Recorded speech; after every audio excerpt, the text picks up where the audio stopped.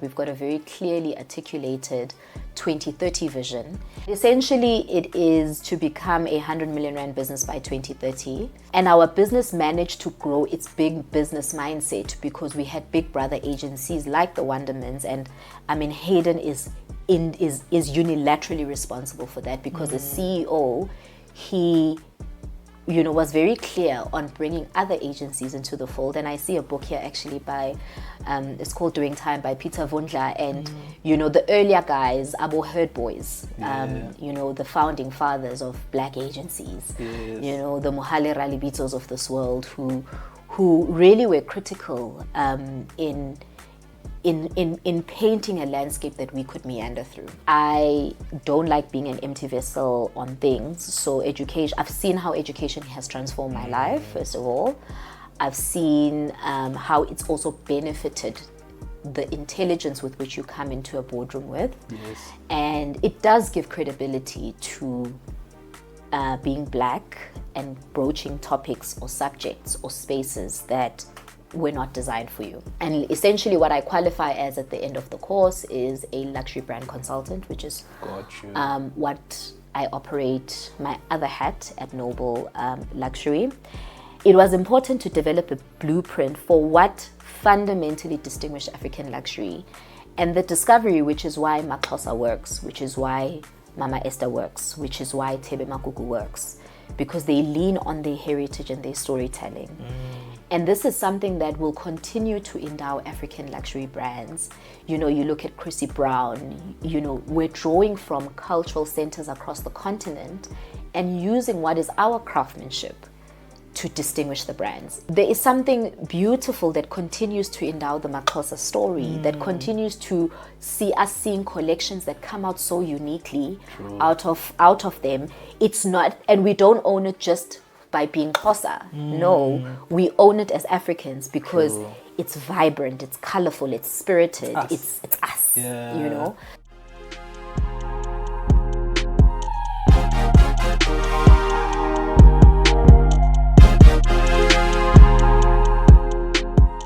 So how are you? I am really good. Yeah. A bit tired this morning. Yeah. Had a client deliverable, as we do in this business. But fun. I think, I was saying to someone this morning that my team, I just want to get all the money so I can pay them all the money. Because honestly, they are just pure gold. Yeah. Nothing is too much to ask from them. Yeah. They take time away from their families, their lives. Most of them are married with kids now. Yeah. So, yeah, I think I'm good. I'm grateful more than anything. How are you? Let's start there. How am I? Because it's not like Ubuntu, not for me not to reciprocate the question. How are you, Tabani? How am I?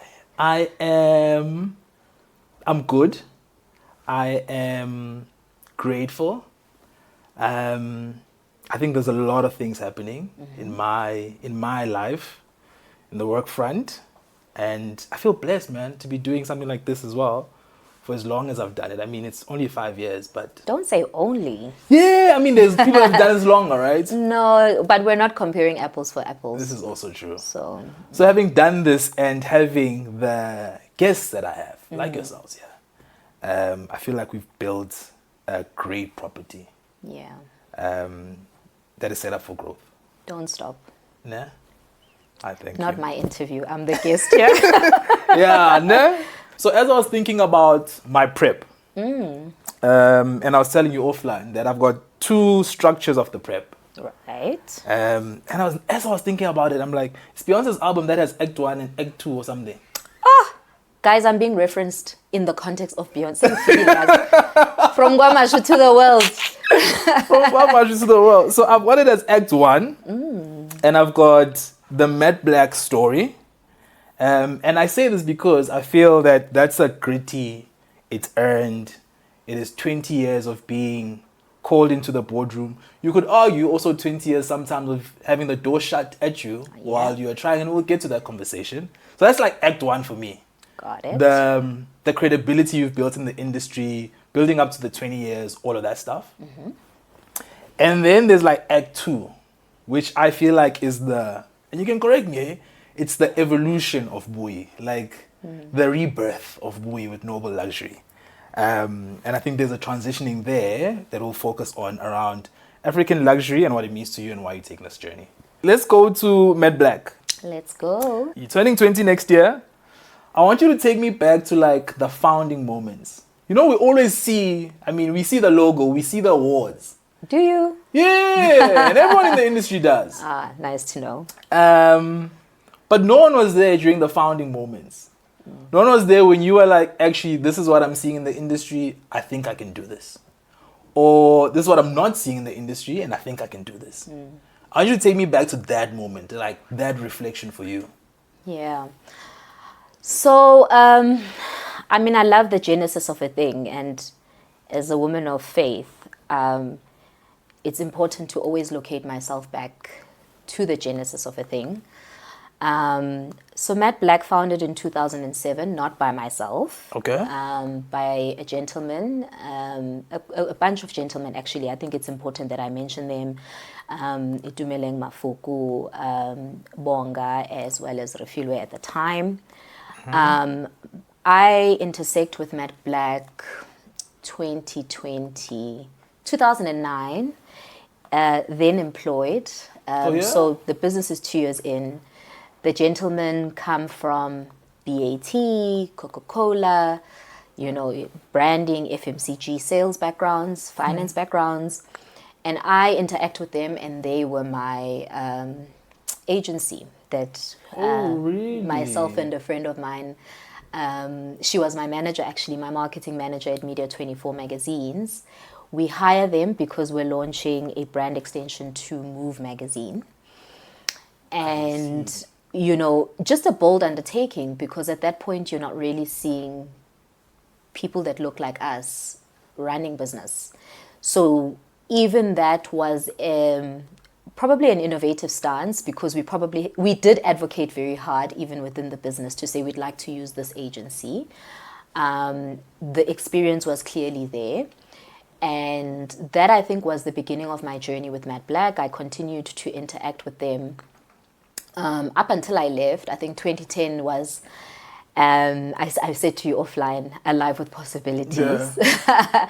So 2010 was really the year where I think all of us fully perceived South Africa's potential, fully realized the power of brands, fully understood marketing, or at least saw it on big screen, on display, because the country in that year, what was pivotal is we hosted the 2010 World Cup, right?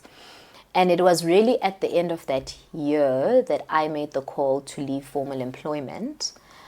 But I think it's important to mention how my conversation then is brokered to join Matt Black. Yeah.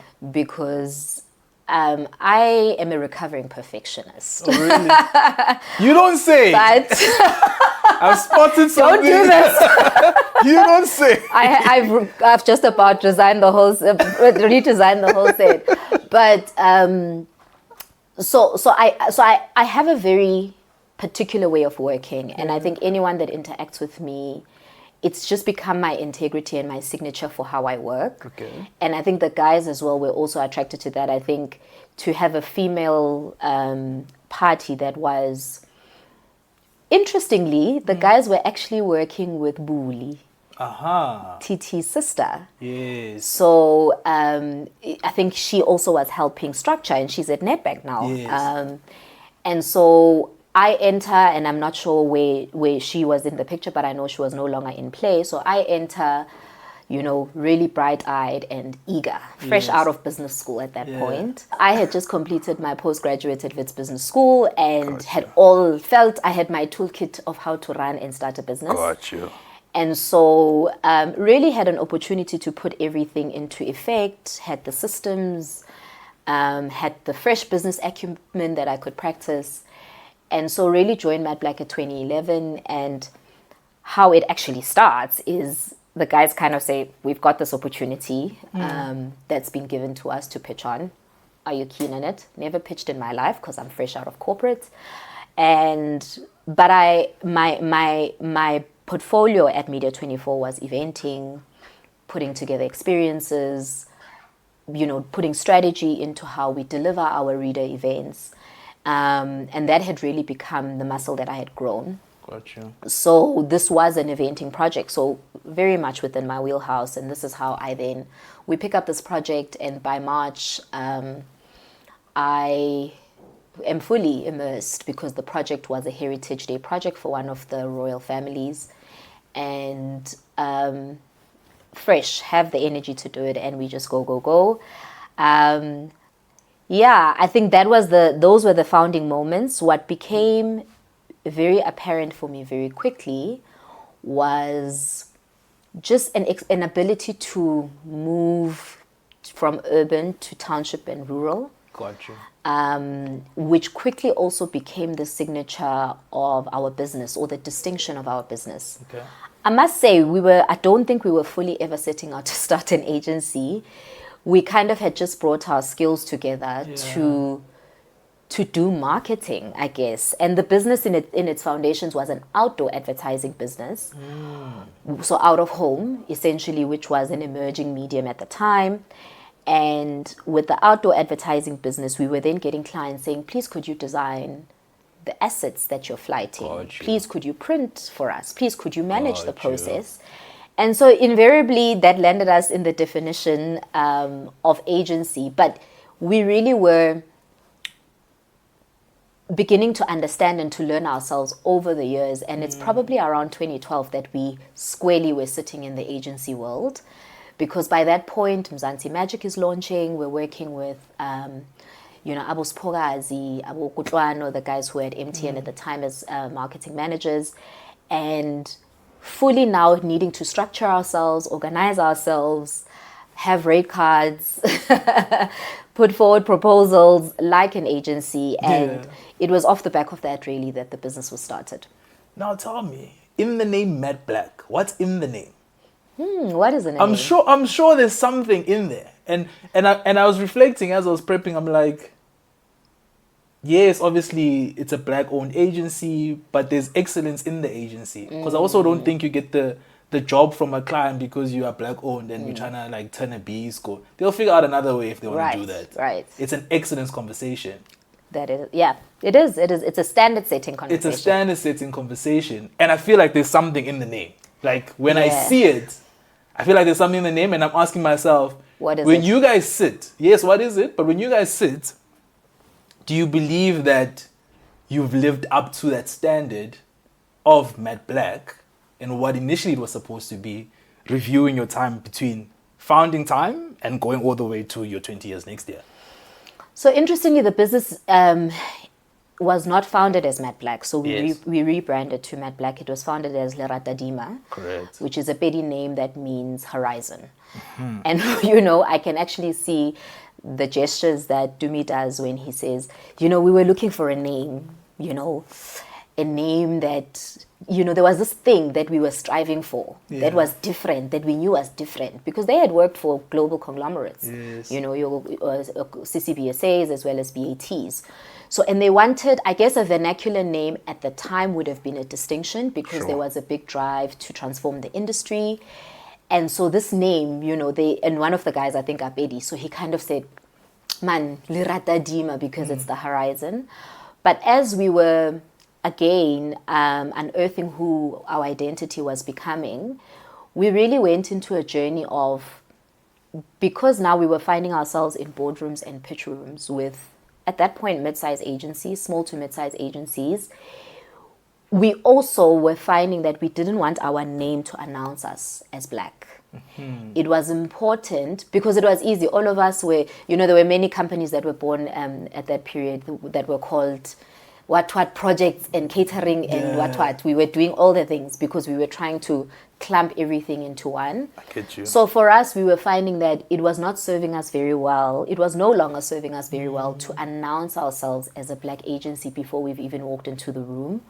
We wanted the work to be what pitches us as an equal party in the context of the conversation. And so it was important for us to pivot into the direction. And Matte Black was really born out of a rigorous and strategic exercise. Mondli is our former strategist, and he was at the center of that. And I just knew that there were two elements it was the dynamism, the agility, the shape-shifting nature of the rubric cube that was appealing to me. That was really my brief. And then it was around, and why the shape-shifting and why the dynamism and why the agility was important to capture in what was going to become our brand was because we moved between the duality of these worlds. We were Sandton, but we were also street, right? you. And Love that. yeah, so even our initial sort of lockup had this kind of cube effect, animated and showing like the shape-shifting nature of it. But also, Matte Black, I think as we were testing names, and I can even see the deck, it was just around being able to mattify certain aspects in order to enhance the others. Because the process of mattifying, if you look at it technically, is you kind of mattify certain things in the background, or you dim, or you I don't know what, but you do that in order to be able to enhance what you want to center. I get you. And for us, it was, yes, we are Black, yes, we are female, yes, we are experienced, but that's not the only thing that we are. Yeah. We are also great at strategy. We are also great at creative. We are also great at executional excellence. So it's those two that met and had a baby, and Matte Black was born. I love that. Now, as you're going into this journey of yours, fresh from, I guess, employment for you, what were like the hardest conversations you had to have with clients and the challenges you faced? Like, I can only imagine young Black people walking into the room and almost convincing you that actually we're the next best thing right now in the market. Yes, we are the cheese. Yeah, we are the cheese. Like, how was that for you? Like, and how did you figure out your sweet spot in where you are now? Because, and again, I'll keep revisiting this conversation. You don't just wake up and survive 20 years in the game. Right. There's a lot of things you have to do. There's a lot of things you endure as well. There's a lot of dying to self, so to the industry. For you to be here, we all look at you now, we're like, oh, Buyi is doing great. But Buyi went through a lot. Yeah. The danger of a single story. Nah. Yeah. So I think I must cite my experience. Media 24, I had the most dynamic MD, British-born guy. Those who know, we called him JH, but his name was Jonathan Harris.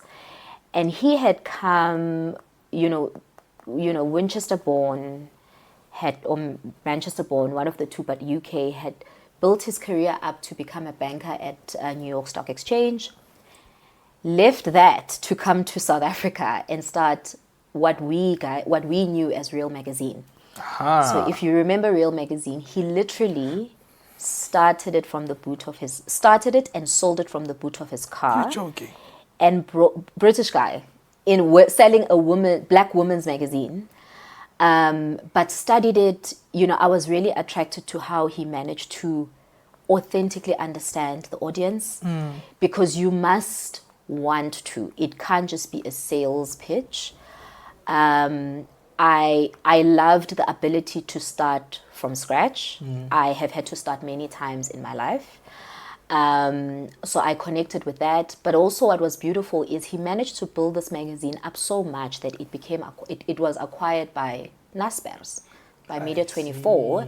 And therefore he comes into the fold because Real Magazine gets folded into what I then worked in, which became the women's division of magazines, which had Real Magazine, True Love Magazine, Move Magazine, and a little bit before that it had Drum and all these other titles. Okay. But I cite that story because that literally was the real business school for me. The MD, I'm a marketing assistant at the time. The MD he'll say, Buyi, come, let's go and have a coffee. And we'd drive to the Vida at 24 Central. And he'd sit and say, what's up? Like, what do you want to be? Like, because I was this ambitious, very vocal, challenging in the boardroom, but yet I'm a marketing assistant at that time. But referencing that part of my career and how it shapes who I become in business is important because for me, the pitch and the boardroom then meant we were having to, believe it or not, 2008, 2009, the face, this is the CMO corner, the face of the CMO looked very different. So it wasn't Abo Kuku, it wasn't Abo Kensani, it wasn't Abo Liz. The face of the CMO was predominantly white and probably female at the time. And so we were having to convince clients on them placing a BMW ad in True Love magazine. How do you sell a BMW to a black person? It sells itself. Yeah. But we were having to do these immersions to educate the customer that we're a glossy title. And yes, black people buy magazines. Yeah. So you're doing these immersion trips to Emalokshini to show them just the connection of black people and the history of the BMW. And so when I then transition into business, it's all then about the pitch. I literally have pitched, I'm still pitching to date. And the conversation in the boardroom or with clients has always become about education. Educate, then sell. It's always become about, and I guess it's a necessary, I appreciate now, of course, the face of the CMOs and the brand directors has changed, but I appreciate now how it short circuits the conversation because you're no longer having to educate around who the consumer is. I get you. But the first maybe decade, it was a lot about really just saying, yes, black people shop at Starterfits. Yes, like, we fly on planes. But I think it was a necessary process. I think it was necessary due diligence to be able to entrench and to immerse clients on just who the consumer was becoming, really. Jeez, I can only imagine, eh? Because it's almost like you also shift through the years, to your point. Like, the face was different versus now. Yes, you're still pitching, to your point, but the job is slightly different. I won't call it easier. I think it's slightly different from the conversation you need to have. If you think about the work that you created over the close to 20 years now, what sticks out for you? And you can pick any client. Like, the thing that you actually also believe, when we created Matte Black, this is what we created it for. Yeah. It might not have won awards, but it's like, this is the work and this is the magic of what we bring. I had a conversation with somebody this morning, a client that called me that said, we're looking for this youth program or youth campaign, national scale, educating on self-employment. And that's the thing that actually takes me back. So it was probably divine that call came this morning and you're posing this question out, because we always were about building African brands. Probably a very bold statement, because we were in South Africa, in Johannesburg, yes, operating nationally, but by no means yet touching on the rest of the continent. But the vision of the founder, Dumi, was always about building African brands. And in one form or another, whether we were using those words or that English, it stayed about being that. Yeah. But you don't build African brands without understanding the consumers or building the communities and the consumers that the brands will benefit.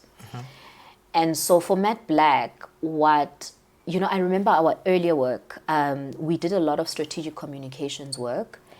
And I guess the other thing that's important is we were the last minute guy. So when when clients were frustrated with their retainer agencies, we were the last minute guy. Yeah. That's purely how we won. I remember Survivor work, MasterChef work, Idols work, because we were the guy that could turn around things overnight. We were the guys that could, pull all the strings to print and flight the next Survivor campaign at the DSTV offices in Randburg. And that just earned us credibility with the clients. And when the bigger projects came, I guess this is how we managed to partner with the launch of Mzansi Magic to do that national rollout of the road shows.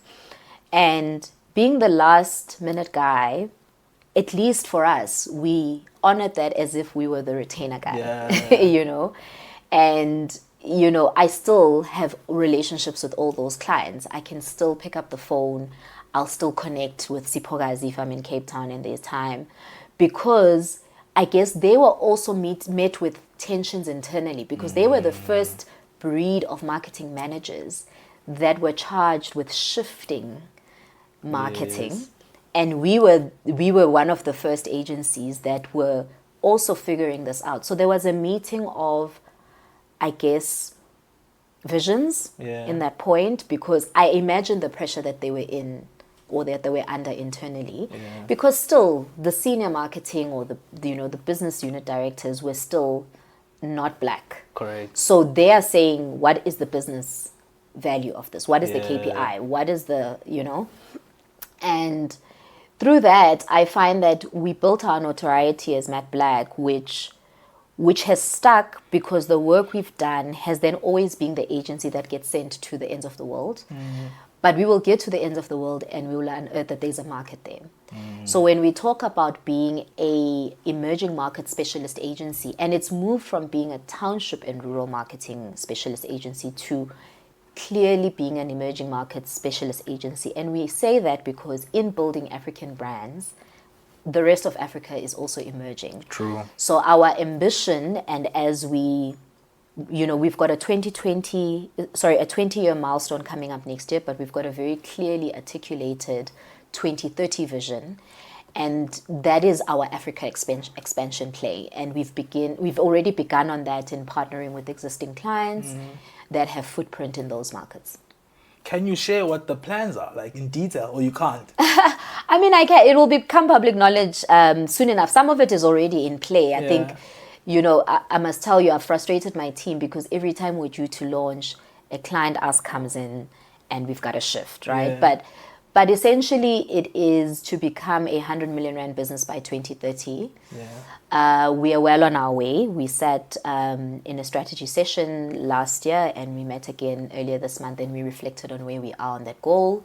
This has been a process that has been in play for the past 3 years, where we've actively, and I think COVID was the necessary caveat that we needed, because when businesses like ours that don't have big board structures or big teams and that are still owner run, you don't always get the luxury to stop and to work on the business and not in the business. So COVID created a necessary pause for us to reflect and reevaluate that, to say, what is the thing that sticks out when we talk about Matte Black?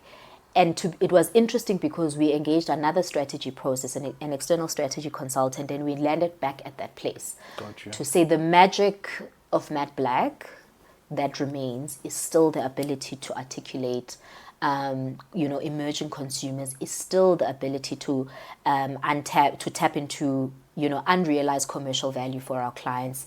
It's still the ability to broker those connections, between clients, between brands, and between the communities.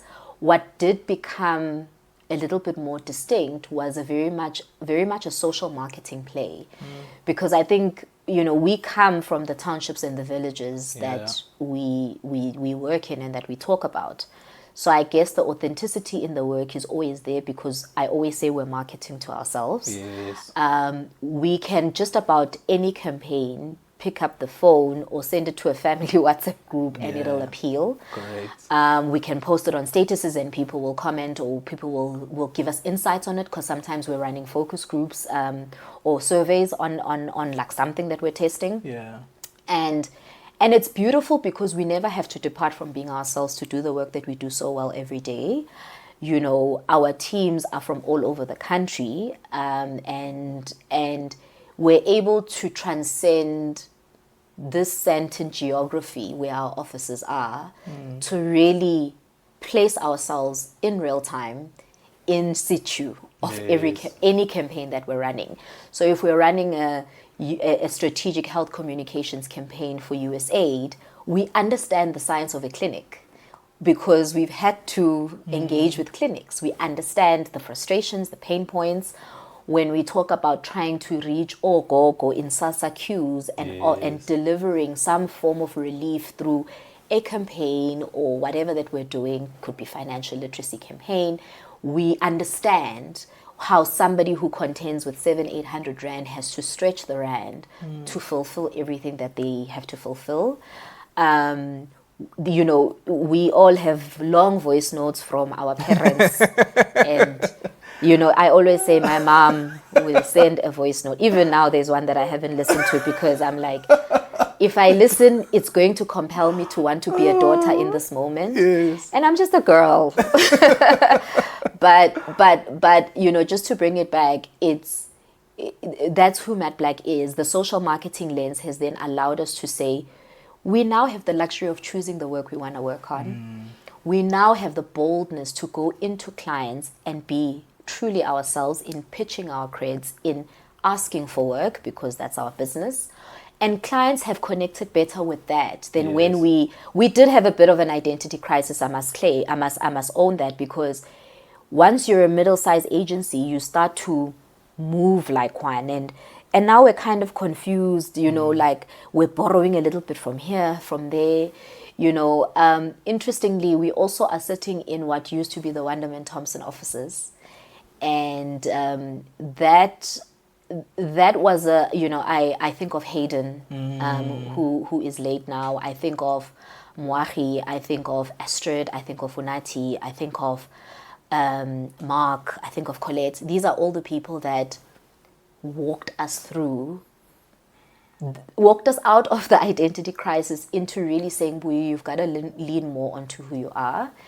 And our business managed to grow its big business mindset because we had big brother agencies like the Wondermans. And I mean, Hayden is unilaterally responsible for that because as CEO, he, you know, was very clear on bringing other agencies into the fold. And I see a book here actually by, it's called Doing Time by Peter Vundla. And, you know, the earlier guys, Abo Herd Boys, you know, the founding fathers of black agencies, you know, the Mohale Ralibitos of this world who really were critical in painting a landscape that we could meander through. So it's been a lovely journey, and Matte Black now really not only just does the fun, fluffy work. We are all about doing the work that, you know, we will partner with clients who want to change communities, whose brands are willing to invest beyond the sale. Gotcha. To really understand that there's another investment that is needed that may not be tangible to your business results, but will be tangible to the legacy and the impact that the brand is able to yield in the communities that they work in. I think that speaks so true to building African brands, and your expansion into other markets in the continent is phenomenal. So please don't stop. It might be tough, I'm sure. You. I mean, it's you know, there's something beautiful about time. Yeah. About giving things time. Yeah. It yields a lot more clarity. Yeah. And I must say, it's not that tough. It hasn't been that tough, at least we're starting. And it hasn't been that tough because we've broached it by partnering with clients that have presence in those markets already. Got you. So our access point then becomes a SAB office in Nairobi, and working with that team. And so it grows. Yeah, I think it's just the time whose dream has come or whose vision has come. I think it's feeling like we are in flow. That's good. That's a good feeling. It's a good feeling. That's a nice segue for us to talk about Act 2. Yeah. Act 2, how I framed it here is a new language and a new legacy. And I want to talk about noble luxury and the African luxury frontier in that story. Most businesses start from like a client. So someone calls you like, I need something. And then you scramble, and then you're like, actually, I've got a solution for you. Yeah, you're like, I can do it. Yeah, I can do it. Like, and then you do it, and then you're like, okay, this could be a business. Noble luxury didn't start like that. No, it didn't. How did it start? Ukuthanda izinto. And tell me what it is. Like, yeah, let's do that. Ukuthanda izinto. You know, abantu baseThekwini nengqephu. Ukuthanda izinto. But it's just, I've always, I think, lived my life in a way that was very discerning, even when I didn't have the money to do so. To take it even further back, I worked throughout my high school and my varsity career, and part of that work gave me exposure to the luxury world. And I've only just joined the dots recently for myself because I worked at strategist, which, if you recall, depending on how old you are, was literally the Harrods, the Selfridges of our time. And actually the yellow in the Selfridges was probably a bit of a copycat move, but that's okay. So I worked at, and so I'm in varsity, I'm at Wits, and I'm this girl who works fragrance and makeup counters, and I'm exposed to, you know, the Armani fragrances and all these brand worlds. And obviously you go to, you know, Armani is launching a new fragrance, so you've got to go to the brand house, and you've got to get training and know how to sell it and understand the notes and whatever. And we're working on a really fun project right now that's actually in the scent world. Oh yeah? Not to, you'll see. Can I get like first dibs on what it is? Guys, I'm making friends here. It'll come. If you when you see it, it'll be an aha. Okay, cool. But that, I think, is my first real exposure to luxury from a brand lens. Okay. And at that point, I'm just a retail sales girly, and I'm making lots of money for a student, a full-time student, because, you know, Starterfoods paid a premium in terms of their hourly rates. And to fast forward, I then start venturing into this world of just interest in travel, interest in brands, I guess. But I mean, of course, no one could afford, well, I couldn't at least afford, because I was still developing my career, but always had taste for things. And I'm an academic first and foremost. I think it's important to cite that, because for me, education has been the frame on which everything in my career has hung. I don't like being an empty vessel on things. So education, I've seen how education has transformed my life, first of all. I've seen how it's also benefited the intelligence with which you come into a boardroom with. Yes. And it does give credibility to being black and broaching topics or subjects or spaces that were not designed for you. 100%. And so with that, Noble Luxury is born as I guess Matte Black is now operating. It's pre-COVID. And as a founder, not many talk about the ceiling you reach in your own business, because I felt I was no longer growing. The business was growing and was thriving, but I as an individual was no longer growing. So what I always do when I get that itch is I go and I study the next thing. Yeah. As I did studying digital marketing at Vega, as I did doing my postgrad in business school at Wits, as I did. Yeah, and this is a girl with a sports science background, which we shall not get into today. But at that point as well, I'm like, okay, so I'm no longer growing, and I'm no benefit if I'm no longer growing. Yeah. Because my responsibility is to give strategic direction. What else could we be doing? And so it's at that point I ventured to register for a master's. And I think what was interesting and elusive for me at the time was around luxury. And I was like, is this something we could study? I was obviously consuming. I think TV helps as well, because you're seeing a lot of shows, and you're seeing the business side of luxury starting to get a little bit of exposure. And I was intrigued. I was just like, ifundo apilent, you know?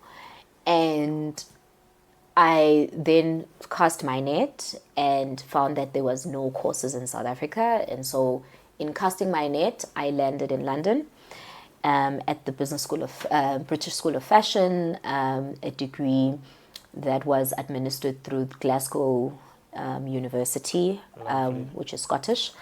But my campus was London, and I find myself in this master's in luxury brand marketing.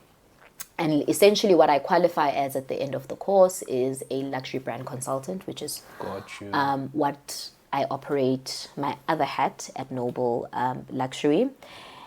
And noble luxury is literally my dissertation. Because as a business person, you don't just take 16 months away from your business for vibes. You can't. You can't. So I was like, I'm going to start a business out of this. And I used the masters, every assignment. I mean, I did a project on Maxhosa. I did a project on just various different things. And it was all designed to build up this business plan. And so my final research project really created and birthed the framework for African luxury. So hectic. So now tell me, if you look at African luxury, and maybe pick from your thesis and whatever you can share, right? Because I'm trying to figure out what are the things that you found in there that almost birthed the business. Okay. Like, what are the things that were not being done or were being done locally or globally around African luxury? And you mentioned Maxhosa. In my mind, Maxhosa is a luxury brand. It's not an African exactly. Correct. You know what I mean? Quite right. So that's where I'm trying to find those parallels in your thesis or dissertation and how this then births the business. So the true nature of being a challenge, like I challenge things. And so I'm studying in the West. I'm in London. And it is the home of Western luxury. Those markets, Italian markets, French markets, British markets. And so I'm met with a lot of Western material. And I'm like, but where are the Africans? Where is the African content? Because I was also very clear, true to the building African brands, that for me, the intrigue when it comes to luxury is where is Africa's place and role in it. And so that became my North Star to say, okay, well, I'm here to learn the models. I'm here to learn the frameworks. I'm here to learn the intelligence. I'm here to learn how these global conglomerates have built themselves. But my interest remains at home, saying, what are we doing? And I scraped for my life to find that content. But obviously I had the basis of an abundance of knowledge, journals, books. One of the first books I read was What is Luxury? And That's my question. Yeah. And one of the founding fathers, if I can call it that, or at least he's been from an academic and a strategic sense, been highly referenced for his definition of luxury, which I think broke all other molds, is Capfera. And he wrote a book that's called the 33 Laws of Luxury.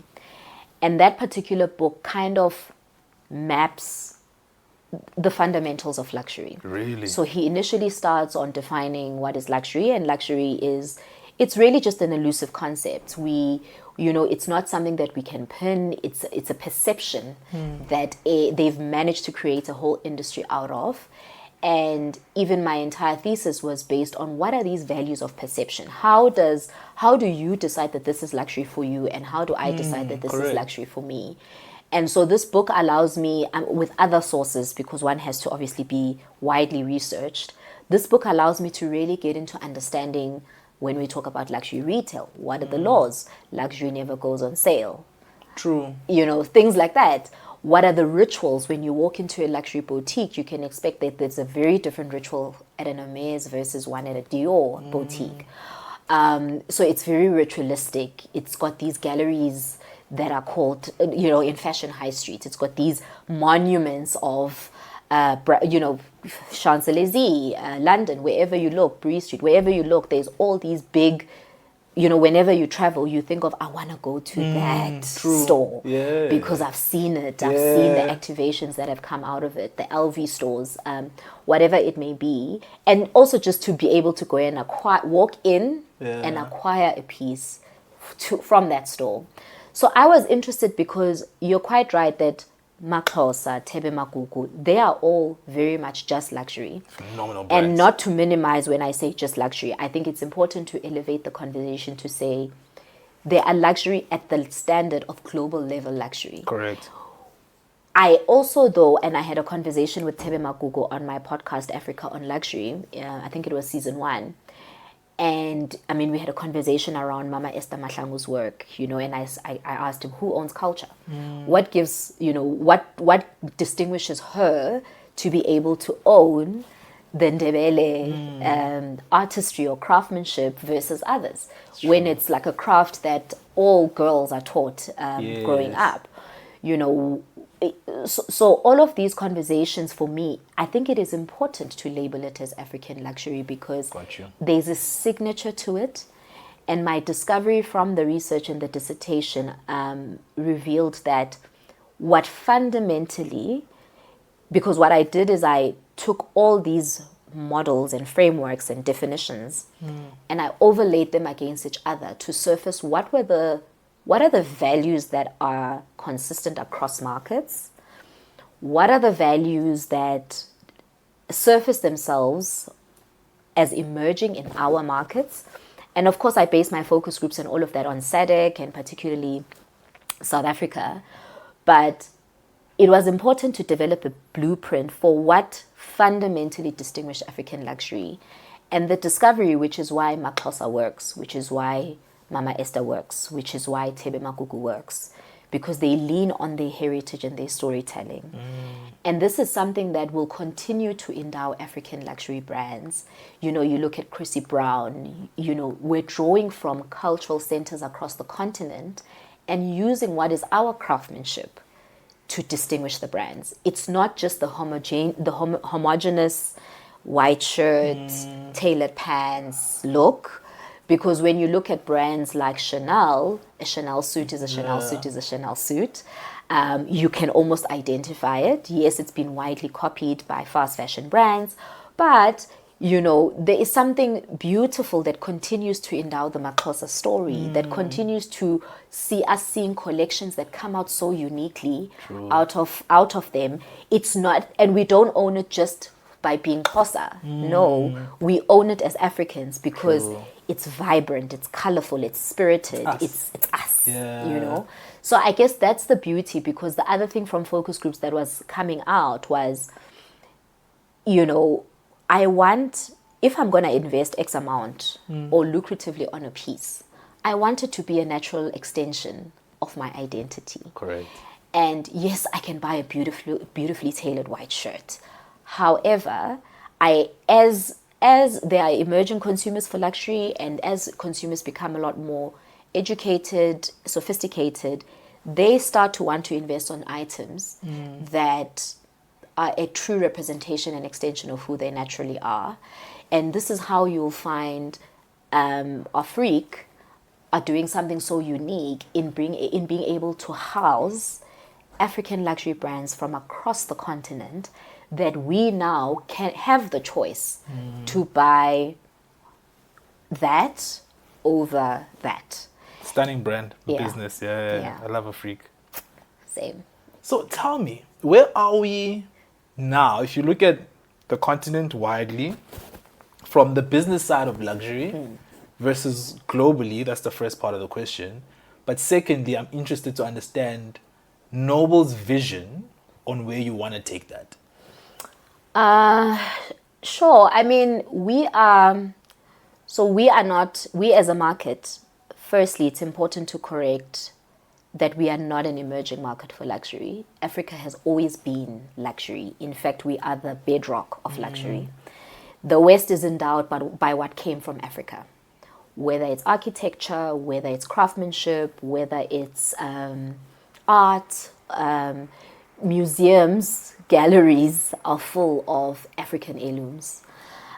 We've seen a big move, the Cairo Museum, for example, of repatriating. A lot of different markets are beginning to repatriate from the UK, Germany, and different markets that carried off what they cited as us being unable to take care of it. But that's as a result of colonization. Where, you know, certain markets were colonized, francophone markets or whichever markets were colonized, and therefore whatever was good and valuable that they perceived as good and valuable, it was carried off. So we then are just, it's like sustainability. It's being packaged and being sold back to us. But if you think of yourself, I mean, ubuye mlazi. my mom, particularly now, uhlale Makaya, Durban North Coast, and she's farming. She's got chickens. Yeah. You know, that's organic. That's sustainable. That's, you know, she knows that if I peel something, I'm going to put it back in the garden because it acts as manure. Yes. You know, so there's always been like harmony with nature and animals, and understanding that, you know, Correct. this is how the ecology, I guess, of it. And so as Africans, we are not an emerging market. We are not an emerging market for luxury. Yes, we're called that. Correct. But we're certainly not that. And I think my work and our work at Noble Luxury really intends to spotlight that and center that, to say that there are already a lot of different brands, and I think fashion is the easiest one to reference, but there's a lot that's happening in hospitality. There's a lot that's happening in beauty. You know, there's beautiful brands like R&R Skincare, which are understanding African beauty standards and using natural ingredients like shea butter and whatever to build beautiful, to put out beautiful products for our skins, for our climates, for our, you know, sort of design. And for where African luxury is right now, I think for me, I find that the gap is there isn't a structure. And what the West does well, and this is what I have learned and would want to bring, and have begun the work or the inroads into bringing that, what the West does well is they've got a structure and a framework.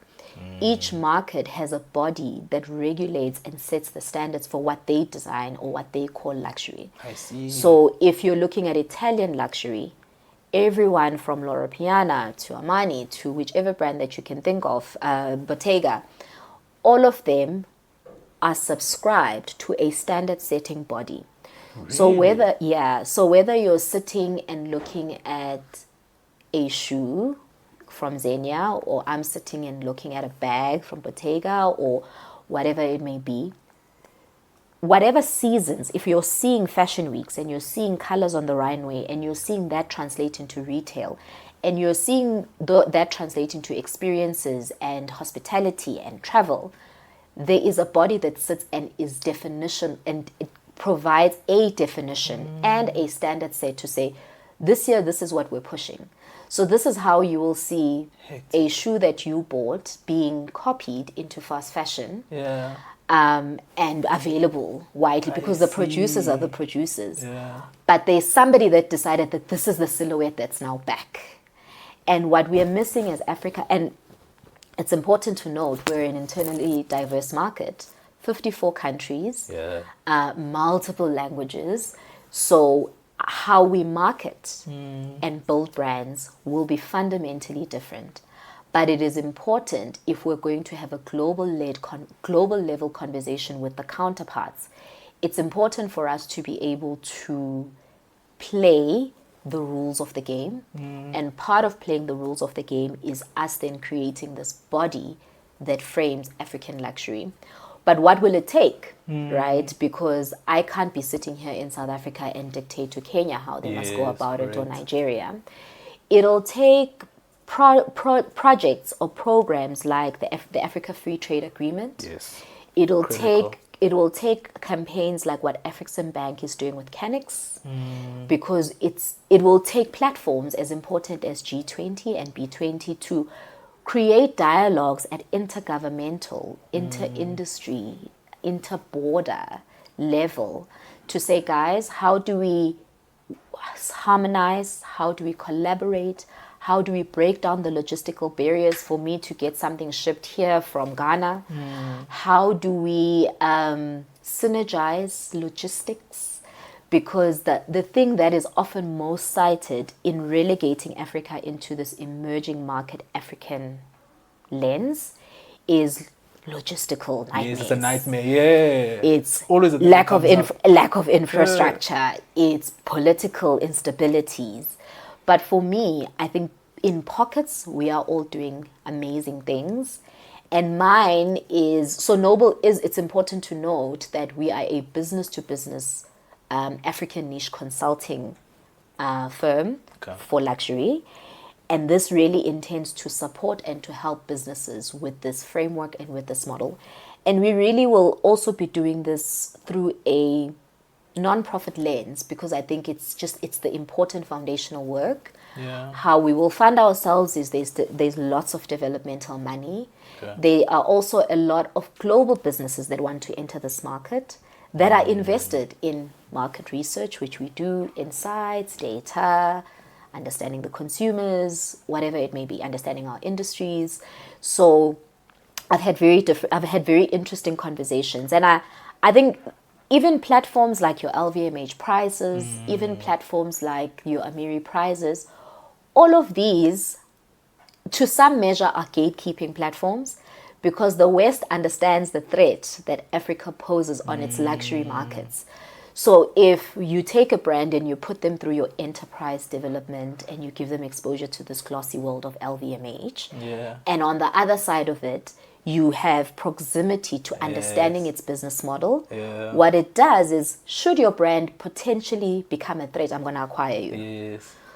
Or should your brand potentially become a threat, I could even thank you if you're not up to the acquisition conversation.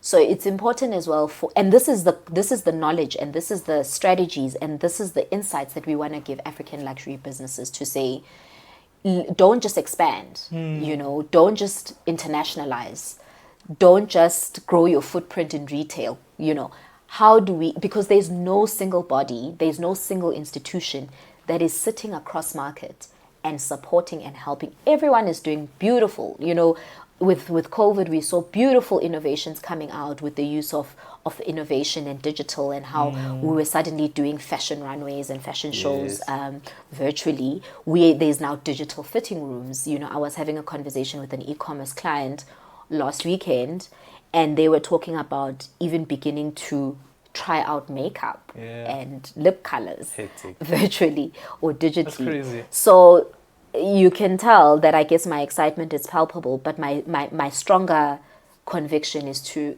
really be able to bring strategies and insights that is able to raise, and our clients will become the African luxury brands, and they themselves, I think, will then do well in I guess tapping into their consumers, growing their consumer base. Because I think if we don't educate the consumer, if we don't educate the business market, there is no market for consumers to buy, and therefore they will always default to Western luxury brands. So what I'm hearing is also it's across verticals, what I call verticals or industries. So it's not necessarily only focused in fashion, but it's fashion, it's art, it's which is why you asked me how was the art fair. Which is why I attended the art fair, had an interesting conversation with an artist there, a sculptor, around is that something you could do for me? Because all of these business verticals, as you call them, are in need of this mind. Beautiful. There's a lot of work ahead of you. Like, I'm listening to you now, I'm like, you've picked a mountain. And it's not me alone that will do it. It's not. It's by no means my own undertaking. That as I say, it'll take partnering, and it'll take the 20 years we built Matte Black to build Noble. True. And even the conversations we have on Africa on luxury. We just interviewed... which is the podcast, right? Which is the podcast. We just interviewed Lulama Wolf. We've just interviewed... it's been interesting. We've interviewed curators. We've interviewed artists. We've interviewed fashion. Tomorrow we're interviewing our freak. Because it's around Africa. So it's called Africa on Luxury because it's what is our view on luxury? What are we bringing to this dialogue called luxury? I think it is important to tag it as African because there's equity in that geographic location, and my PhD studies will continue the same, and it'll really begin to evolve this and start that in September. Hectic, but I think a necessary retreat from the work to be able to. I always, as I've told you, I've always stop and go back to school never to the detriment of my businesses, of course, but always with a view, because whatever I study manages to benefit all the businesses. Correct. So it just manages to raise my I guess understanding. Yeah. And luxury is not the kind of thing that you can be too far out of. True. Because then you're out of the loop, and things are happening in the West at the moment. If you look at 20 years from now for Noble, what does success look like? And not revenue. Oh, yeah. Things that you would have built, things that you would have, I don't know, shifted. For me, it looks like this, having built this standard-setting body that is widely adopted across the continent. Sorry, it looks like African luxury businesses really being on par in global level conversations. It looks like normalizing having a Tebe Makuku boutique in the middle of Cannes. It looks like I don't like these first 1-2 conversations, because I think in 2026 the narrative is tired. I think we should be further on, but we cannot tire from the task or the work that needs to happen for it to get there. I think I call them Trump's tariffs were an interesting revelation. It was an interesting thing that blew the pot open, because it showed exactly where the conversations are happening. You could be sitting here running your boutique, doing what you're doing, but you don't understand how globally it's impacting you. Yeah. And the tariffs showed how the conversation is economic. It's not fashion. Correct. Industry only. So for me, success looks like more African brands standing alongside or even surpassing or transcending where they are right now. It looks like cross-border collaborations within the continent itself. And some of those have begun. Like we've seen how art has collaborated with fashion. But it looks like, and from an academic and an education institution point of view, it also looks like having a luxury undergrad being normal as an offering in Wits, UCT, or even creative colleges like Vega and AAA. Beautiful. Buyi? One day I'll lecture and you're invited.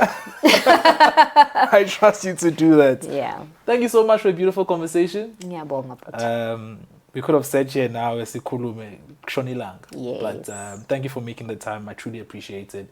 And you've shared a lot of things that I've learned from. And I hope everyone will learn from as they watch. Thank you so much. You're a rock star, man. It's a wrap, gents.